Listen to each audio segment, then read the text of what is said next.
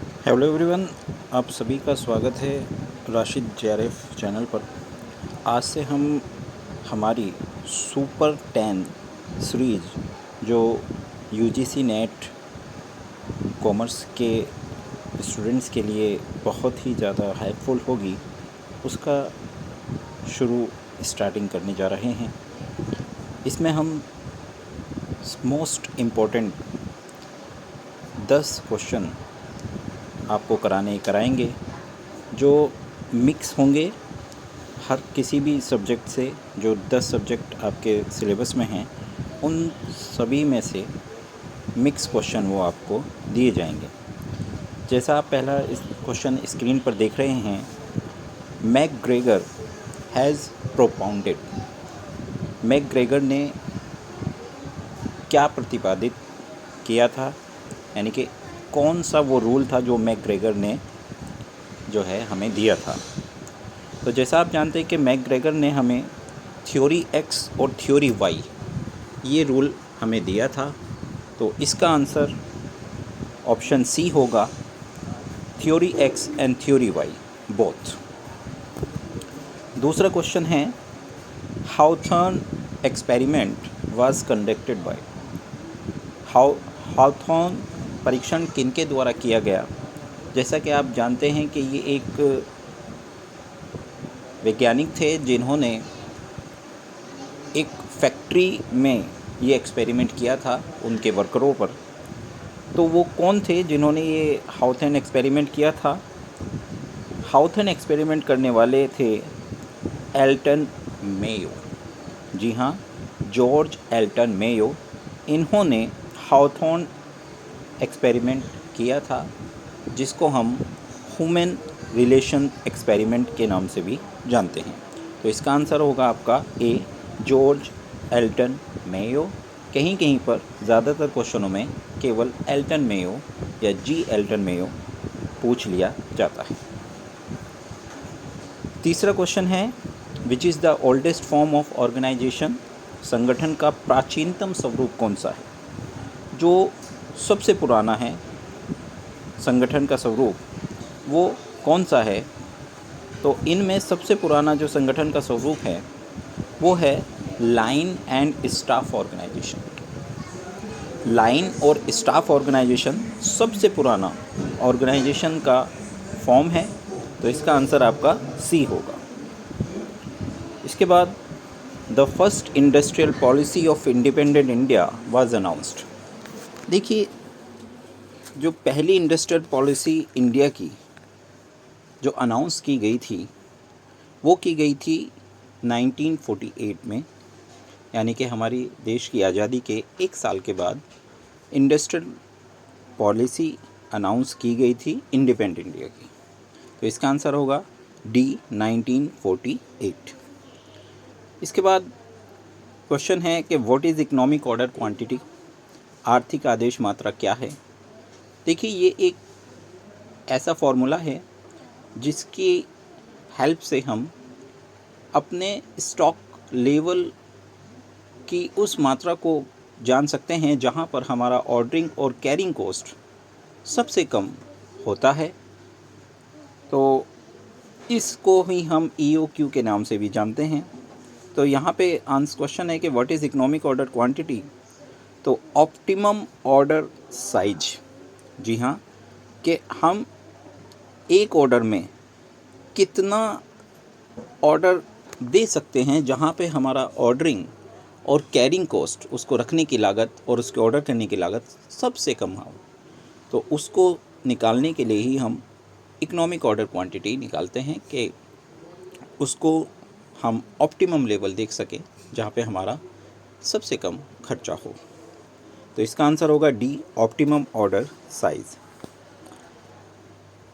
Next question है कि प्रबंध की आवश्यकता। मैनेजमेंट की इम्पोर्टेंस, ये क्यों ज़रूरी है, इसकी आवश्यकता क्या है। जैसा आप देख सकते हैं कि ये बहुत बार पूछा गया है, पीजीटी में भी बार बार और टीजीटी में भी और यूपीपीसीएस में भी कई बार ये क्वेश्चन बार बार रिपीट किया जा रहा है। तो देखिए, मैनेजमेंट चाहे कितने भी स्तर हों आपके बिजनेस में, आपके काम, आपके वर्किंग में, सभी लेवल पर मैनेजमेंट की आवश्यकता है। चाहे वो उच्च लेवल पर हो, मध्यम पर हो, निम्न पर हो, तो सभी लेवल पर आपके मैनेजमेंट की आवश्यकता होती है। हम ये नहीं कह सकते कि केवल उच्च स्तर पर मैनेजमेंट किया जाता है। निम्न स्तर और मध्यम स्तर यानी कि कितने भी स्तर हों, सभी स्तरों पर आपको मैनेजमेंट की आवश्यकता होगी। तो इसका आंसर होगा डी, सभी स्तर पर। नेक्स्ट क्वेश्चन है, which of the following is the most democratic form of organisation. देखिए, ऑर्गेनाइजेशन की डेमोक्रेटिक फॉर्म, डेमोक्रेटिक वर्ड का मतलब है कि एक ऐसी फॉर्म जहाँ पर जो प्रबंधक हैं, जहाँ पे जो उच्च अधिकारी हैं, वो अपने नीचे के अधिकारी अपने अधीनस्थों, अपने सबॉर्डिनेट की बातें सुने और उनकी बातों को अपनी प्लानिंग में शामिल करें, बिजनेस की प्लानिंग में शामिल करें। तो ये सबसे ज़्यादा ये कहाँ पे पाया जाता है? ये पाया जाता है भैया कमेटी में। जी हाँ, कमेटी एक ऐसी जगह होती है जहाँ पे सभी लोग मिलकर अपनी एक राय, एक अपनी जो है सोच बनाते हैं और उसको वो जो है लागू करते हैं। तो कमेटी एक मोस्ट डेमोक्रेटिक फॉर्म है ऑर्गेनाइजेशन की। उसके बाद the concept of MBO, MBO यानी कि मैनेजमेंट बाय ऑब्जेक्टिव।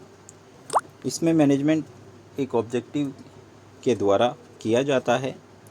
तो ये किसने दिया था? तो एमबीओ जो दिया था वो ड्रकर साहब ने दिया था, पीटर एफ ड्रकर। तो इसका आंसर होगा डी। नेक्स्ट क्वेश्चन है, which of the following is a standing plan. इनमें से कौन सा स्टैंडिंग प्लान है, यानी कि जिसको चेंज नहीं किया जाता। ठीक है, अगर हम इसकी जगह आता फ्लेक्सिबल प्लान तो उसको हम अपनी ज़रूरत के हिसाब से चेंज कर सकते थे, पर ये स्टैंडिंग प्लान है, एक बार बन गया फिर वो चलेगा, सभी जगह वही लागू होगा। तो इसको स्थायी योजना कहते हैं हिंदी में। तो इनमें से देखिए, प्रोग्राम हम बार बार ज़रूरत के हिसाब से चेंज कर सकते हैं, बजट को भी चेंज किया जा सकता है, हमारी जो स्ट्रैटेजी है, रणनीति है, उनको भी चेंज कर सकते हैं, पर जो पॉलिसी है उसको चेंज नहीं कर सकते। नीतियाँ, हमारी जो नीतियाँ हैं, तो यहाँ पे आपका आंसर होगा ए, पॉलिसी, जो स्टैंडिंग प्लान है। उसके बाद प्रबंधन के कार्यों को अभिव्यक्त करने के लिए पोस्ट डी कॉर्ब, इसमें हर वर्ड का मीनिंग है। तो प्लानिंग, ऑर्गेनाइजेशन, ऑर्गेनाइजिंग, स्टाफिंग, ठीक है, इस तरह से सबका पोस्ट डी कॉर्ब का सबका मीनिंग आपका आएगा। कंट्रोलिंग, तो ये किसने दिया था पोस्ट डी कॉर्ब? तो भाई ये दिया था ए, लूथर गुलिक ने पोस्ट डी कॉर्ब। तो ये थे हमारे, ये लास्ट क्वेश्चन था सुपर 10 सीरीज जो मैं बता रहा हूँ नेट जेआरएफ कॉमर्स के लिए। ये उसकी पहली सीरीज़ थी। इसी तरह मैं आपको सुपर 10 की और वीडियोस लाता रहूँगा। आप कोशिश करें कि इन क्वेश्चंस को कहीं पर लिख लें, क्योंकि मोस्ट इम्पॉर्टेंट क्वेश्चंस हैं और आपके पेपर में आने के पूरे चांस हैं, बार बार पूछे गए हैं। उसी तरह आप इसकी वीडियो को, हमारी वीडियो को पॉज करके इसके आंसर खुद देखें और बाद में देखें कि हमने क्या आंसर दिए, और चेक करें आपने 10 में से कितना स्कोर किया। आप उस स्कोर को, जो आपने आउट ऑफ 10 जितना भी स्कोर किया, आप हमें कमेंट में बता सकते हैं। और हमारी वीडियो को लाइक करें, शेयर करें। मिलता हूँ आपसे अगली वीडियो में, तब तक के लिए धन्यवाद।